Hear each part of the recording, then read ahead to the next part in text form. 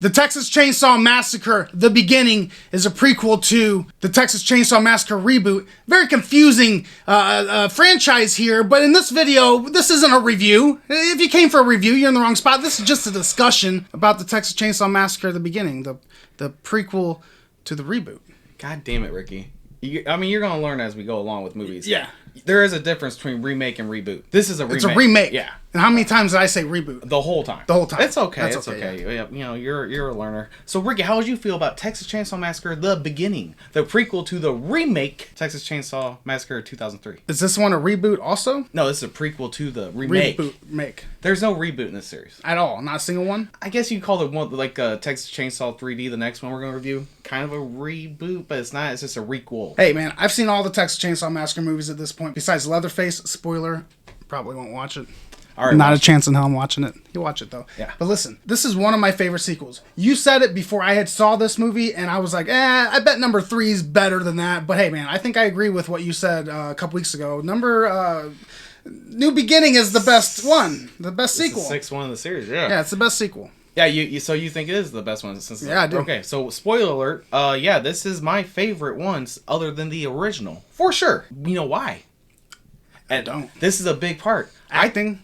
No, well, that she doesn't have so much that, but she's got so much that, like, I think her face is just so pretty. It's just so pretty. No, beautiful women in this franchise? Dude, it's the most beautiful woman in any horror franchise, and it's never talked about. Also, the biggest stars I've also noticed in this franchise. Yeah. Like, throughout the whole fucking series. It's quite... Even Leatherface, when it just came out a couple years ago. We're getting sidetracked, yeah. Well, beautiful women, you know. Oh, that'll happen. That'll happen. I think it's the best Leatherface. Yeah. Even over the original. Yeah, he's scary as fuck. He is at his absolute scariest. He's the same guy who played in the remake, and he's just a big 300-pound, 6'5" motherfucker that is not fucking around. Yeah, now that does contradict things I said in other videos where I say I like my Leatherface to be more cowardly and stuff. But that was before I saw this one, and I think the way they did it with him, it was perfect. It worked out great. Like, he wasn't very cowardly, but he was just a brute of a scary motherfucker. Brutal. Yeah, not he's pretty much like, he's the muscle, and you do not fuck with him. Even Arlie Ermey, who's, I think, even better in this one than he was in the remake. He was great in the remake, too. But I even think he was better in this one. Yeah.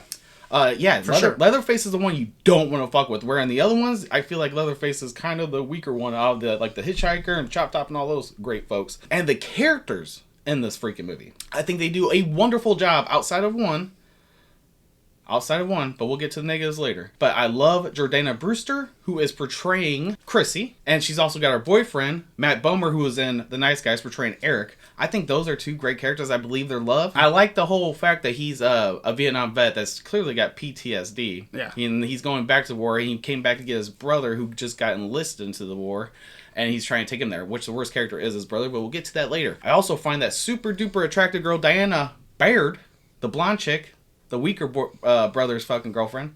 Oh my god! Oh my god! How do you feel about the characters? Yeah, man. I mean, I don't deep dive as much as you do because I'm just a casual movie watcher. But they all were very fun. They were all very fun. And believable. I think the final girl by Jordana Brewster, I was rooting for her. I was rooting for her boyfriend. I was rooting for the blonde chick. Unfortunately, because of the prequel, we kind of know their demise. But we'll get to that later as well. Let's talk about the sense of dread in this movie, Ricky. The sense of dread. It's so, because you know, since it's a prequel, that these things aren't going to happen well for these folks. You know?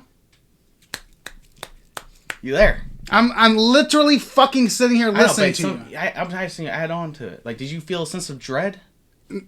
Yeah. You know what dread means? Yeah. Okay. Yeah, like when they got him hanging up, this is all going to be spoilers, they got him all hanging up and stuff, and I actually believe that the Vietnam vet would have a chance against Arlie Ermey, but unfortunately, he's just outnumbered completely. Yeah. And the kills in this, Ricky. The fucking kills in this are brutal as shit.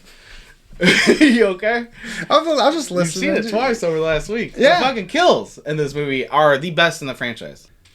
They're definitely more brutal. Okay, yeah, the gore, the kills. And the freaking scene, spoiler alert, when Jordana Brewster finds her way in the basement where her boyfriend is held hostage from Leatherface, about ready to tear that dude apart. They have that sweet, sensitive moment right there where they are talking to each other, you know, and like, we're going to try and get out of here. And then Leatherface comes downstairs. She goes underneath the damn bed or whatever. He's on the surgery table. And he fucking gets it, dude. And I am like, oh my God. I can't believe it. My own eyes. Like, he goes in and chainsaw him up from dick from fucking gooch to fucking top of his head. The And head, she's yeah. underneath there. And I'm like, I'm feeling for her, I'm feeling for him. And then he also cuts off his fucking face. And then we get the best Leatherface fucking mask. 100%. I do agree with that. Yeah. Yeah. Yeah. I don't feel.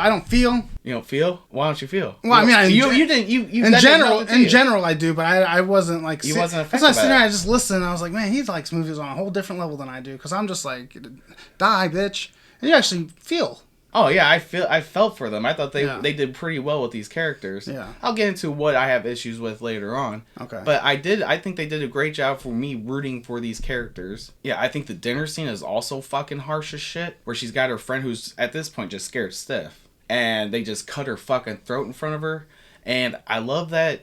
In a way, I love it, but I hate the way they do it. But I love that this is the first Texas Chainsaw Massacre movie where everybody fucking perishes.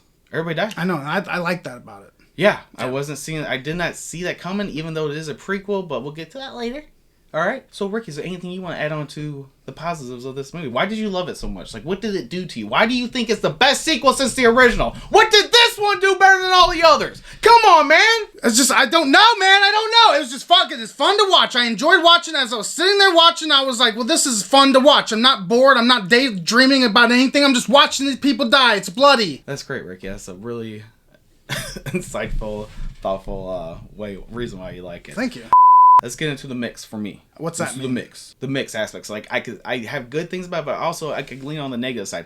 It's the whole prequel effect. Are you taking notes when we watch these movies? This is after the fact how I feel. I usually write down what I like, the mixed, and it probably would help you out. Yeah. To be honest with you. Yeah, I don't need, I just watch it and I go, oh, that was good.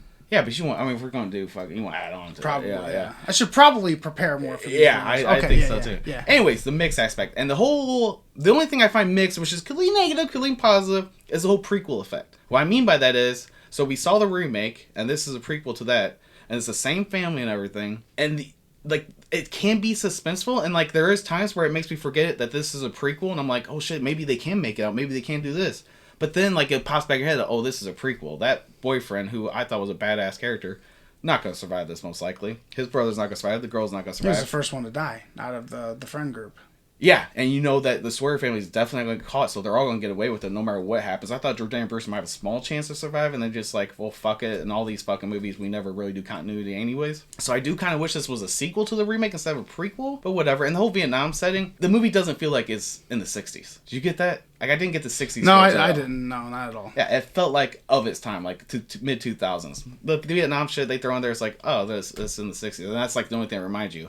Again, the score I thought was better. I think it was shot better. It's kind of got the same look, the same color palette of the remake, but I just feel like they use it a little bit better. Different, yeah. Yeah, and that's all I got about the mix. Oh, nice. It's just a prequel effect. Yeah, I have nothing about the mix. Yeah, the prequel didn't affect you at all? Is that a negative for you? It's just it's a fun watch. Okay, the dislikes, Ricky. The parts I don't like about this movie at all. I have a lot. Let's go. Call me a negative person, but I can really nail this segment of the show. All right, let's see it. Let's hear it.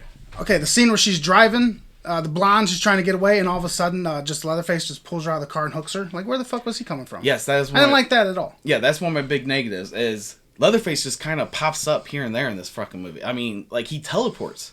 And that's very fucking cheap to me. I hated it. It draw that movie back probably a whole 1.5 points for me. Because you have the blonde who's about ready to get away. She's in the car. She's driving fucking fast. Leatherface is way in the back coming out of the house at this point. The car's going to outrun fucking Leatherface. And she's driving. You're thinking she's getting away? Or she's going to crash to a tree. Or that would be a way to do it. That's what they probably should have done. But instead, they had Leatherface just pop up out of nowhere. Which I did get a little jump. But then you're like, that's a cheap fucking scare. It's just a cheap way to get her out of the damn car. How do you get back there? Yeah, exactly. Gets her out hooked. He's like overweight. As the car's going like 25, 30 miles. Yeah, he's a 6'5", 350-foot-pound man. He's not supernatural. He's a human being. So you can't fucking use that. And also, Jordana Brewster, Chrissy, the main character of the story, you're rooting for her the whole time. Like, she's actually a smart, badass final girl. She's getting out of these situations. They didn't even know she was there. I love that part about it, too, that they don't even know that she's around. Yeah, that was cool. That was badass. But anyways, at the very ending, she gets out of the meat factory, gets in the car. Leatherface is in the meat factory still at this point. She gets in the car, drives away. And then she sees a bunch of cops. You're thinking happy ending. She's going to get away. No, Leatherface somehow teleports to the backseat of the fucking car and chainsaws the shit out of her. It's just like a cheap kill. Like, I'm not rooting for those motherfuckers. Sometimes I root for the horror movie bad guys. But in the Texas Chainsaw Massacre series, especially since how deprived and sick and disgusting they fucking are, I never root for those guys. I do. The end of that movie was pretty badass. Like, if you're gonna end a prequel, that's the best way to do it. Oh, I love him walking out of the car. That's all fine. But have a way to not show him that he's far behind on her getting into the fucking car and just have him teleport inside the car to get a fucking jump scare at the end. A big shock. Obviously, it's cheap. Especially when this fucking final girl deserved.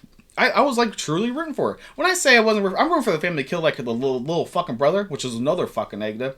He lets his brother try to take the fucking heat for him with the fucking cop. You remember? He's like, so who's the pussy that burned up the fucking enlisting car? Well, it's because he is a pussy. Exactly. Yeah, and his brother's like, I'll take coward. And his brother, the badass, takes the fucking heat for it. And he doesn't say a fucking word. Fucking hate that motherfucker. He doesn't deserve that hot ass. Whoop. And then the car accident, the way how they get them to fucking the family. It's every movie too, Ricky. Yeah. Wait till you watch Leatherface. They're driving down a fucking Texas roadway. And I understand there's I'm not watching Leatherface. I understand why there's roadkill and all that stuff. But they're driving and then they turn around and there's some kind of motorcycle chick, which that part's a little silly to me. It gives another cool kill though. Yeah, but it's too much. Yeah, so they had like this whole motorcycle gang that's just kind of ridiculous, but whatever. So yeah, so they turn around, they're like this woman's fucking chasing them, and they're like, turn around, cow! And they fucking explode a cow. I don't like that. And I understand it's in Texas, and it's fine in the first movie. Than all the other car it's crashes. not different though. Oh, it isn't? No, because it's always a fucking animal of some sort. I thought it was like cars and shit. When's it an animal? Well, the third one. No, they didn't wreck into the animal. Armadillo. No, they swerved it and then they had to kill it. That's right. It was Tex that jumped out like. Rawr! Yeah, no, you're right about that. But still, why is there always like a scene where they're fucking hitting an animal in all these movies? Well, it's just that like we just went over. It's just this movie that where they hit an animal. The rest of them they either hit a car. It's always a car accident. Or swerved it's always a car accident. Except for the original. It is always a car accident. It's always, except for the original. But that's a good way to. And by the way, the original did it the best way. Oh they're yeah. At this place they own the property. Mm-hmm. They go exploring. They go next door, and their fucking neighbors are crazy. That's perfect. Yep. But in every other movie, it is a car crash for the most part, which does get repetitive. But maybe that's like the dinner scene. It's just something that happens in these Texas Chainsaw Massacre movies. But with this one, they did do it differently. They hit a fucking cow. It was a badass scene. So I did like that. If they were just like wrecked or hit a car, it wouldn't have been as good. They didn't need a wreck at all. I think they have to wreck. No, because the original one found a way to get them back to the family without getting in some kind of car accident. You know. Anyways, I love this movie. I think it's the best sequel. It's just the best Leatherface. The kills and gore, I think, is the best of the series. I like all the characters except for the stupid little whiny pussy boy fucking bitch. It's just effective. It's a very effective, and I think it's the scariest one. Not the most disturbing, like the original holds that one, but this one to me. I'm kind of scared of Leatherface. Like, I'm super... If that motherfucker rolls up on me, Ricky, I know you think that you're going to fucking gouge his eye out, guys, or do something to him. No, fucking run. You've seen all horror movies now. You know the tropes. You need to run away. You don't fucking go towards him. I'm the overweight comic relief that gets himself killed. Franklin. Yeah. Well, no. You're Franklin, dude. I can walk. Hey, man, this movie has everything for the most part. It has gruesome kills. It has hot women, hot dudes, mind games. It's got everything you want. I'm gonna put this at an 8.2 for me. Ooh wee. Yeah. Well, high, huh? Yeah. Is that too high? No, that's not too high. It's your rating. Mine's a 7.4. Okay.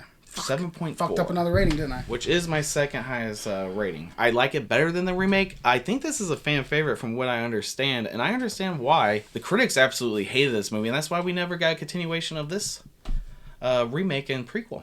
Unfortunately, we got two shitter ones that retconned everything, and... Ugh. Anyways, you guys subscribe, alright? Yeah, hit the fucking subscribe like button.